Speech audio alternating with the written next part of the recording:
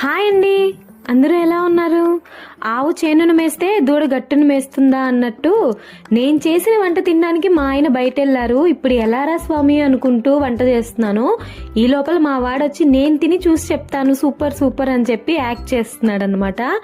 అంతే కదా, వాళ్ళ నాన్న చేసేది చూసి చూసి వాడికి కూడా అలవాటు అయిపోయింది. ఈ కాలం పిల్లల్ని మనం నమ్మలేమండి, వాళ్ళు పుట్టుకతోనే అన్ని నేర్చుకొని వచ్చేస్తున్నారు. వాళ్ళ ముందర ఏదైనా మాట్లాడాలన్నా ఏదైనా చెయ్యాలన్నా ఆచితూచి 10 సార్లు ఆలోచించి చేయాల్సి వస్తుంది. ఒక్కొక్కసారి వాళ్ళే మనకన్నా బాగా ఆలోచిస్తారనిపిస్తుంది.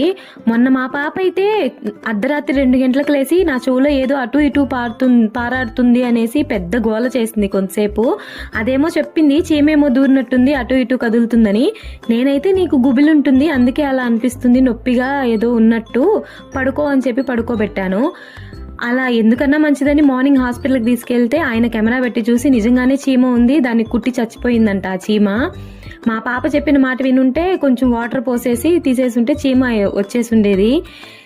చెప్పింది వినకుండా హాస్పిటల్కి తీసుకెళ్లి 400 అయితే బొక్క పట్టించుకున్నాను. ఇక మొత్తానికి నా వంట విషయానికి వస్తే నేను డ్యూటీ నుంచి వచ్చేటప్పుడైతే చికెన్ అయితే తెచ్చేసాను. దాన్ని ఏం చేయాలో మాత్రం ఆలోచించలేదు. చికెన్ పులుసు చేసి రైస్ పెడదామంటే మొన్న సండేనే కదా చికెన్ పులుసు చేసావంటారు. అందుకే రైస్ ని చికెన్ ని కలిపి చికెన్ పలావ్ అయితే చేసేసాను. వెదర్ కొంచెం చల్లగా ఉండడంతో మా వాళ్ళైతే చికెన్ పలావ్ ని ఒక పట్టు పట్టేశారు.